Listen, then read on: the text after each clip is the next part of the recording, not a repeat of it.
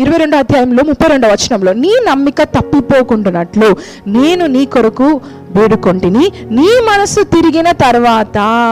ఎంత తేటగా దేవుడు చెప్తున్నారు కదా. His words are so simple. నీ మనసు తిరిగిన తర్వాత. there is always going to be an after. when you return, నువ్వు లేచిన తర్వాత, నువ్వు పడతావు, నువ్వు లేచిన తర్వాత, నువ్వు తిరిగిన తర్వాత, when you return అని దేవుడు చెప్తున్నాడు.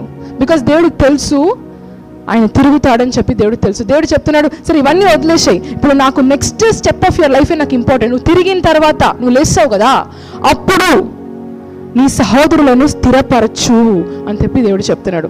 దేవుడిని ఆయన ఎంత స్ట్రైట్ ఫార్వర్డ్గా ఈయన ఎవరో నాకు తెలియదు అని చెప్పి డినై చేసేసాడు 3 సార్లు. భయంతో ఆయన శరీరంలో, ఆయన ఫ్లెష్లో ఆయన ఒక డిసిషన్ తీసుకొని అందరి ముందు ఎంత ఘోరమైన అబద్ధం చెప్పాడో. ఆయన ఎవరో కూడా నాకు తెలియదు అంటే ఆయన రిలేషన్షిప్నే అబద్ధం చెప్పేస్తాడు.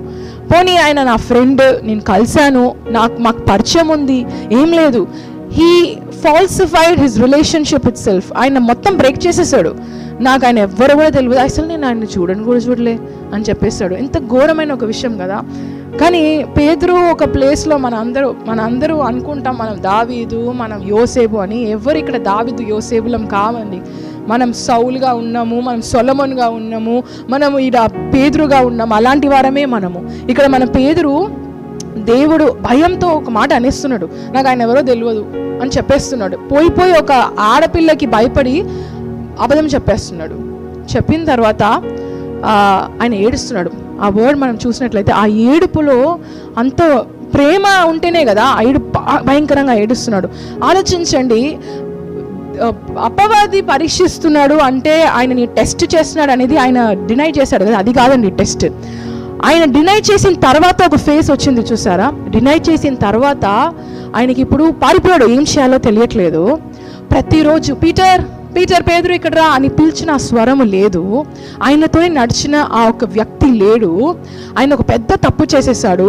పోనీలే పేతురు, నెక్స్ట్ ఇలా చేయని, నెక్స్ట్ ఏం చేయాలో చెప్పేవారు లేరు. ఆయన చనిపోయిండు, ఏమైపోయాడో తెలియట్లేదు. ఆయన ఒక తప్పు చేసిన తర్వాత ఇప్పుడు ఎలా యాక్ట్ చేయాలో ఆయనకు తెలియట్లేదు. అసలు లేస్తాడో లేవడో, నెక్స్ట్ ఆయన లైఫ్లో ఏం జరగబోతుంది అన్నీ వదిలేసి వచ్చాను. ఈయన కావాలని నేను ఫాలో అయ్యి వచ్చాను. చివరిలో ఈయనని కూడా నేను వదిలేస్తాను. ఇప్పుడు అసలు నా ప్రొఫెషన్ ఏంటి, నేను ఏం చేయాలి? ఒక్కసారి ఆలోచించండి. అసలైన టెస్ట్ పీరియడ్ ఎక్కడ తెలుసా అండి? ఆయన దేవుడు ఎవరో తెలియదు అని చెప్పిన అప్పుడు కాదండి టెస్ట్ అనేది, దాని తర్వాత వచ్చిందే టెస్ట్. దేవుడు చెప్పారు కదా, నేను గోధుమ వల్ల ఇట్లా నేను చేస్తానని చెప్పారు కదా. That happened only when the battle was on his mind. Battle బయట నుంచి వచ్చేటప్పుడు యుద్ధము అంత మనం స్ట్రాంగ్గా ఉన్నట్టు చూపిస్తాం, నాకేమో తెలియదు, నేనేంటో తెలియదు అని వెళ్ళిపోతాం. కానీ లోపల వచ్చిన బ్యాటిల్ చూసారా, బిగ్గరగా ఏడ్చిండు. ఏసే ఆయన తిరిగి ఆయన చూడగానే బిగ్గరగా ఏడ్చిండు. ఎందుకంటే ఆయనకి అర్థమైపోయింది, అయిపోయింది. ఐ చూస్ దిస్ పాత్, ఈయననే అని నేను చూస్ చేసుకున్నా, కానీ ఈయననే వద్దని చెప్పేసిన, అయిపోయింది అని చెప్పి బిగ్గరగా ఏడుస్తుండు. తర్వాత చూడండి, మళ్ళీ తిరిగి దేవుడు లేస్తున్నాడు. Silence. Peter is very silent. తర్వాత ఏం చేయాలో తెలియదు. ఆయన ఎంత బ్యాటిల్ ఆయన మైండ్లో ఉంటే, నేను తిరిగి ఫిషింగ్కి వెళ్ళిపోతున్నా అంతే. Is going back to his old life because he doesn't see a way forward. ఆయనకు ముందుకు వెళ్ళడానికి ఆయనకి ఏం చెయ్యాలో తెలియట్లేదు. ఆయనని ఎప్పుడు ప్రోత్సహించే వ్యక్తి ఆయన పక్కన లేడు. ఓకే ఐ ఫర్గివ్ యూ అని చెప్పే వ్యక్తి పక్కన లేడు. అసలు ఫర్గివ్నెస్ ఉందా లేదా ఆయనకు తెలియదు. ఫర్గివ్ చేస్తే నెక్స్ట్ ఏంటో నాకు తెలీదు. అపవాది ఆయన మైండ్లో గేమ్స్ ఆడి ఒక గిల్ట్ని తీసుకొచ్చి అయిపోయింది ఇక తిరిగి వెళ్ళు, నీకు తెలిసింది ఫిషింగ్ మాత్రమే, చేప పట్టడం మాత్రమే నీకు తెలుసు అని చెప్పి ఆయన ఎంత చివరి వరకు తోస్తున్నాడు అంటే హీఈస్ గోయింగ్ బ్యాక్. ఈ రోజున చాలా మంది కూడా ఒకటి గుర్తుపెట్టుకోవాలి, అపవాది ఎంత పర్మిషన్ అడిగాడంటే ఈరోజు మీరు చాలా ధైర్యంగా చెప్పొచ్చు, నిలబడండి, దేవుడి కోసం నిలబడండి అని చెప్పొచ్చు. కానీ ఆయన పర్మిషన్ అడిగింది ఎలాంటి ఒక టెస్ట్ కోసం తెలుసా అండి? He will push you to an extent that you deny your relationship with Jesus. He will push you to an extent where you will go back. మీరు అడుగు పెట్టేస్తారు, వెనకకి వెళ్ళిపోయిండు. పేతురు నేను ఫిషింగ్కి వెళ్తున్నాను, మీరు వస్తున్నారా ఎవరన్నా అని చెప్పి పేతురు వెళ్ళిపోతున్నాడు. మధ్యలో ఎక్కడ బైబిల్లో ఆయన మైండ్ బ్యాటిల్ గురించి చెప్పలేదు. కానీ ఈ రోజున చాలా మంది కూడా మైండ్లో జరిగే యుద్ధాల గురించి మైండ్లో జరిగే యుద్ధమే వాళ్ళని కంప్లీట్గా చివరి వరకు తీసుకెళ్ళిపోతుంది. ఈ రోజున చాలామంది దాంట్లో చాలా మూగిపోయి అపవాది మిమ్మల్ని ఒక బాగా టెస్ట్లో తీసుకెళ్తున్నాడు. ఎలా అంటే చాలాసార్లు ఒక పరీక్ష ద్వారా మనం వెళ్తున్నప్పుడు మనకు అనిపిస్తుంది, దేవుడా నువ్వు ఉన్నావా, దేవా అసలు ఎలా, దేవా నేను నిన్ను నమ్మి వచ్చాను కదా, నేను నీకోసం నిలబడ్డాను కదా, అసలు ఎందుకు ఇంత సైలెంట్? బికాస్ పేతురు లైఫ్లో ఆ period was very silent. Jesus voice was not heard. Just ఆలోచించండి, ఆయన తిరిగి ఫిషింగ్కి వెళ్ళాడంటే ఆయన తప్పు చేసినప్పటి నుంచి, ఆయన విశ్వాసాన్ని కంప్లీట్గా వదులుకున్నప్పటి నుంచి ఇక్కడ వరకు సైలెంట్గా ఉంది. యేసయ్య ఒక మాట మాట్లాడలే, దూతల్ని పంపించలే, పరిశుద్ధాత్మ దేవుడు లేరు, ఎవరు లేరు, నథింగ్. సైలెంట్గా ఉంది. టోటల్ కన్ఫ్యూషన్ లైఫ్లో. ఆయనకి ఇప్పుడు నేను తిరిగి వెళ్ళాలా వద్దా ఏంటి, and he decides to go back. ఈరోజు కూడా చాలామంది అపవాది మిమ్మల్ని టెస్ట్లో పెడుతున్నాడు. తిరిగి నాకు తెలిసిన విషయాలకి నేను వెళ్ళిపోతాను కదా, నేను కంఫర్టబుల్ ఉన్న విషయాలకి నేను వెళ్ళిపోతాను కదా, నాకు అక్కడ నుంచి ఏదో ఒక వచ్చే విషయానికి నేను వెళ్ళిపోతాను. ఇక్కడ నాకు చాలా సైలెంట్గా ఉంది, ఇక్కడ చాలా కన్ఫ్యూషన్గా ఉంది, అసలు అవునా కాదా నాకేం తెలియట్లేదు, దీని గురించి నాకేం లాభం రావట్లేదు. అసలు ఉండాల్సిన వ్యక్తి చాలా సైలెంట్గా ఉన్నాడు. యోబు చెప్పినట్లుగా నేను ఎటు చూసినా సైలెంట్గా ఉన్నాడు. నేను ఇప్పుడు ఏం డెసిషన్ తీసుకోవాలి, వాట్ షుడ్ ఐ డూ అన్న పరిస్థితిలో చాలామంది ఉన్నారా? సైతాను ఆల్రెడీ దీనికోసం పర్మిషన్ అడిగాడండి. Don't think that your test will be very easy. He will push you. మీరు ఇంకా నేను దేవుడిని నమ్ముతున్నా అని చాలా స్ట్రాంగ్గా ఉన్నారా? నో, ఇంకా ఉంది టెస్ట్లో. It has to break you. మిమ్మల్ని బ్రేక్ చేసి మీ విశ్వాసాన్ని మీరు డౌట్ చేస్తారు కదా, ఆ పరిస్థితికి తీసుకెళ్తుంది ఆ test. I tell you why. నేను చెప్తున్నానని నెగటివ్గా అనుకోవద్దు. బికాజ్ అంతవరకు మనం బ్రేక్ అయితేనే ఒక బిల్డ్ అనేది వస్తుంది. ఇక్కడ మనం చూస్తున్నాం, ఏం చెప్తున్నారు, నీ మనస్సు తిరిగిన తర్వాత నీ సహోదరులను స్థిరపరచు అంటే, పేతురు దాని తర్వాత ఎలా ఉంటాడంట, వేరే వాళ్ళని స్థిరపరచేలాంటి ఒక బలవంతుడుగా లేస్తాడు. సో ఇంటర్మీడియట్ పీరియడ్ ఏదైతే అక్కడ ఉందో, ఆయన చేప పట్టుకోవడానికి వెళ్ళాడు, కన్ఫ్యూషన్, సైలెన్స్ అలా ఉన్నాడు కదా.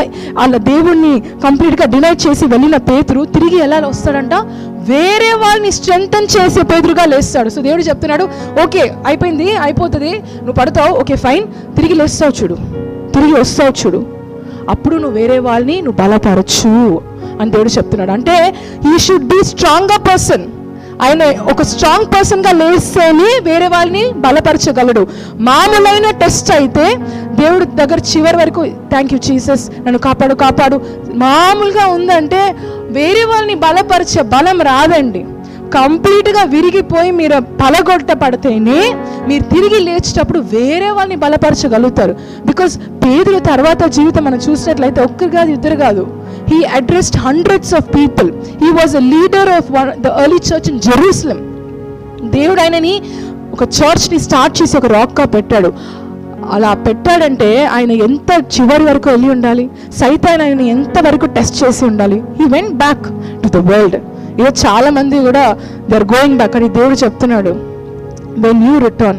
ఈరోజు యూదాస్కి పేతురుకి, ఎందుకంటే సైతాన్ అందరినీ టెంప్ట్ చేయడానికి, టెస్ట్ చేయడానికి పర్మిషన్ తీసుకుని అందరినీ చేశాడు. బట్ యూదాస్ రిటర్న్ అవ్వలేదు. ఇక్కడ ప్రాబ్లం మనం నిలబడుతున్నామా లేదని కాదు, యూ విల్ ఫాల్టర్, తడబడతారు, you will falter. Don't be very strong, think very strong that నేను చాలా స్ట్రాంగ్ ఉంటా, నా విశ్వాసం చాలా strong. Be humble and surrender. Because సైతాన్ ఒక పాయింట్కి తీసుకెళ్తాడు, వెరీ విల్ ఫాల్టర్. అక్కడ యూదాస్ తిరిగి దేవుడి దగ్గర రాలేదు, ఆయన ఒక డిసిషన్ తీసుకొని వెళ్ళిపోయాడు. ఒకవేళ ఆయన వచ్చి ఉంటే ప్రాబ్లం ఇక్కడ అసలైన పరీక్ష అనేది తప్పు చేశారు చూడండి, అది కాదు. తప్పు చేసిన తర్వాత మనము రిటర్న్ జర్నీ ఉంది చూసారా, యేసుక్రీస్తు దగ్గరికి రావడం చాలా ఘోరమైన ఒక రిటర్న్ అది. అక్కడ యూదాస్ ఒక నిర్ణయం తీసుకున్నాడు, ఆయనే అనుకున్నాడు నేను చాలా ఘోరమైన ఒక మిస్టేక్ చేశా, అయిపోయింది అని వెళ్ళిపోయాడు. ఇక్కడ పేతురు అక్కడ ఫిషింగ్ చేయడానికి వెళ్ళాడు, యేసుక్రీస్తు అటువైపు నిల్చున్నాడు. దేవుడు ఎప్పుడు వదిలిపెట్టలేదండి, he didn't give up on Peter. నిల్చొని అవతల వైపు నుంచి పేతురుని పిలుస్తున్నాడు, అక్కడ నుంచి పిలవట్లేదు, అక్కడ నిల్చున్నాడు. పేతురు చూస్తున్నాడు ఇక్కడ నుంచి. He jumped in to the water and he swarm and he returned. ఆయన అక్కడ పడిపోయి ఒక లేక్లో పడిపోయి మళ్ళీ తిరిగి యేసుక్రీస్తు దగ్గరికి వచ్చాడు. పేతురు చేసిన మంచి విషయం అది. ఎస్, హీ వెంట్, వెళ్ళాడు, ఆయన ఫిషింగ్కి వెళ్ళిపోయాడు. మళ్ళీ దేవుడిని చూడగానే నా నిరీక్షణ వచ్చింది అని చెప్పి తిరిగి ఆయన వచ్చాడు. ఈ రోజున కూడా యాకోబులో ఒక వాక్యం ఉంటుంది, తీసుకుందాము. యాకోబు 1వ అధ్యాయము 2వ వచనము, 3వ వచనము, 4వ వచనము చూసినట్లయితే, నా సహోదరులారా మీ విశ్వాసమునకు కలుగు పరీక్ష ఓర్పును పుట్టించునని ఎరిగి మీరు నానా విధములైన శోధనలలో పడినప్పుడు అది మహానందమని ఎంచుకొనుడి. మీరు సంపూర్ణులను నంగులను ఈ విషయములనైనను ఏ విషయములోనైనను కొదువలేని వారునై యుండునట్లు ఓర్పు తన క్రియను కొనసాగింపనీయుడి. ఏ విషయములోనైనను కొదువలేని వారునై ఉండునట్లు. ఇక్కడ ఏం చెప్తున్నారు? మీరు నానా విధమైన శోధనలో పడినప్పుడు స్ట్రైట్గా నిల్చోండి. నేను దీసేసే దేవుడిని చెప్పండి అని కాదు, సంతోషించుడి. పడతారు, శోధనలలో పడతారు, నిలుచుంటారు కాదు, పడతారు. పడినప్పుడు మనం దేవుడిని పట్టుకోవాలి.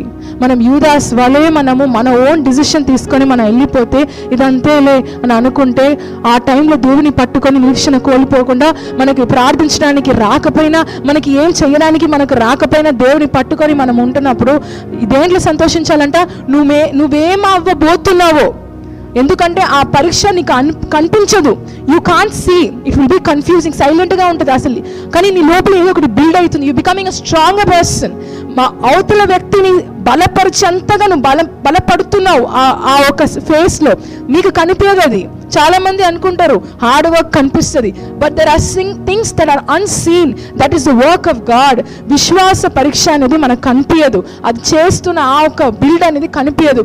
కానీ దేవుడు చెప్తున్నాడు, ఆ శ్రమల ద్వారా వెళ్తున్నప్పుడు ఎస్కేప్ ట్రై చేయొద్దు, మీరు కంప్లైంట్ చేయొద్దు, కానీ సంతోషించుడి.